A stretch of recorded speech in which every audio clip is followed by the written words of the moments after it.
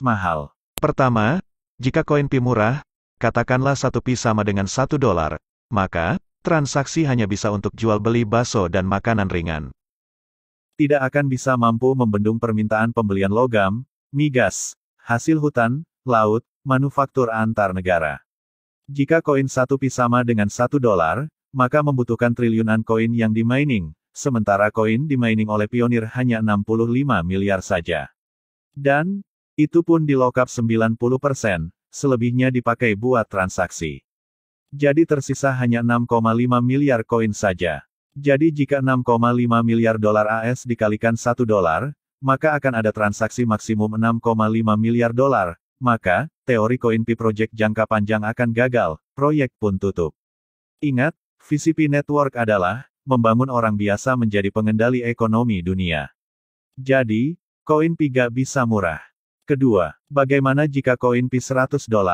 Koin beredar asumsi 6,5 miliar koin, maka koin yang bisa dilakukan transaksi adalah hanya 650 miliar dolar atau 9.100 triliun rupiah.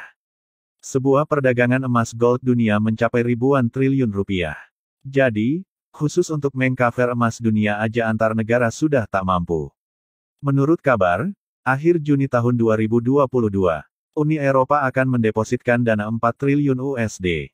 Jika 4 triliun USD dibagi 6,5 miliar koin, khusus perdagangan Uni Eropa, maka dana yang dibutuhkan per satu koin adalah $667 Amerika Serikat. Jadi, masih gak cukup untuk menjangkau perdagangan emas, logam, migas, hasil laut, perdagangan China, dan Amerika. Maka, 1 Pi tak cukup hanya $667. Jika 1 Pi hanya $1.000, maka nilai transaksi maksimum adalah 65.000 miliar dolar. Perdagangan dunia, dari sumber Yahoo Finance, hampir 900 juta miliar dolar. Masih jauh dari kebutuhan transaksi. Jadi, koin Pi belum bisa menjadi pengganti uang transaksi. Belum lagi kebutuhan transaksi marketplace. Untuk sementara transaksi 900 juta miliar, kebutuhan perdagangan dunia secara umum. Tidak termasuk kebutuhan manufaktur, marketplace Amazon, Alibaba, dan sejenisnya.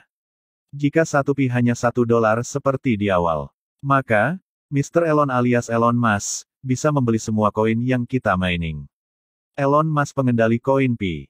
Sedangkan uang Elon Musk mencapai 2.200 miliar dolar. Maka dia akan menjadi dominasi koin dan tidak akan bisa desentralisasi harga. Semen rara Pionir akan gigit jari. Bagaimana jika 1 Pi mencapai $10.000? Maka, nilai transaksi perdagangan akan mencapai 65.000 miliar dolar. Karena marketplace adalah awal pembentukan, ekologi perdagangan antar Pionir, maka investor yang juga Pionir supaya punya akun dan bisa beli koin dari Pionir dengan menukar barang. Mungkin, masih wajar, kalau 1 Pi hanya $10.000. Namun, jika setelah open mainnet, nilai 1 Pi sama dengan $10.000, masih belum relevan. Mengapa? Karena target core team, koin Pi dipakai di semua lini bisnis. Harus bisa dipakai dari jual sayur mayur, sampai jual logam, hasil tambang, migas, hasil laut juga hasil hutan dan manufaktur industri ringan sampai industri berat. Maka, kemungkinan, harga koin Pi mencapai $100.000, sangat mudah. Ketimbang harga koin Pi hanya $1 atau $10.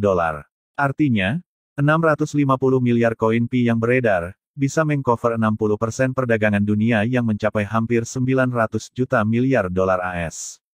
Mengapa bisa terjadi? Karena di sini, semua pelaku ekonomi, baik dari industri baja, sampai industri rumah tangga luar ekosistem Pi Network akan membutuhkan koin Pi untuk menjadi alat bayar.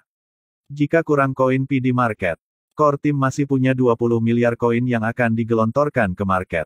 Namun, angka $100.000, ini hanya akan terjadi, jika semua ekosistem berjalan dengan baik dan sudah sempurna dan semua pelaku ekonomi dari seluruh dunia mengetahui dan memakai sebagai alat tukar. Lantas, berapa nilai yang relevan dalam close mainnet? Menurutku, angka $1.000 sampai $5.000, masih bisa relevan, masih bisa diterima di pasar.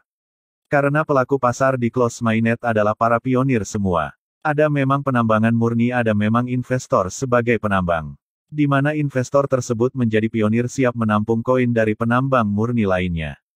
Setelah ekologis berjalan dengan baik, para vendor besar di mana mereka investor juga pionir, yang menukar uang fiatnya ke barang dan menukar barang ke koin Pi. Dan pionir murni telah menerima barang yang mereka butuhkan. Disinilah pionir akan menjadi kaya raya. Namun, vendor besar atau investor yang juga pionir juga akan bertambah kaya. Semisal, pionir punya 1000 koin Pi. Mereka memakai 100 koin ditukar ke barang. Pionir murni hanya mendapatkan manfaat 100 koin Pi dikali harga koin yang berlaku. Misalnya $1000 per koin Pi. Maka, pionir sudah beruntung mendapatkan $100.000 atau sekitar 1,4 miliar. Beda dengan pelaku ekonomi yang punya uang fiat banyak. Mereka menukarkan 2 triliun rupiah, ditukar ke barang lalu mendapatkan koin senilai 2000 koin Pi. Dengan asumsi nilai harapan kelak, 1 Pi akan bernilai $10.000 per koin Pi. Maka, pionir yang punya uang 2T akan mendapatkan uangnya menjadi 20 triliun. Jadi, tetap aja si pemilik uang fiat besar merasa beruntung dibanding yang hanya ngeklik siang malam hanya mendapatkan satu mobil Alphard senilai 1,4 miliar. Namun, dari sudut pandang keberuntungan, kedua-duanya sama-sama beruntung. Yang miskin jadi kaya, yang kaya tambah kaya raya. Jadi, kira-kira inilah gambaran singkat buat dipahami, bahwa koin Pi harus di atas $1000 saat close mainnet. Namun setelah open mainnet, harga akan naik secara perlahan atau cepat. Tergantung kondisi dunia membutuhkan koin Pi sebagai alat tukar.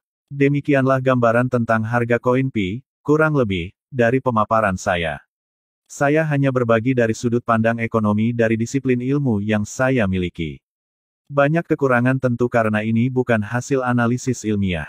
Ini hanya pemaparan, gambaran dan perspektif secara umum. Terima kasih. Salam bahagia, salam sukses pionir di seluruh penjuru dunia. Wassalamualaikum warahmatullahi wabarakatuh.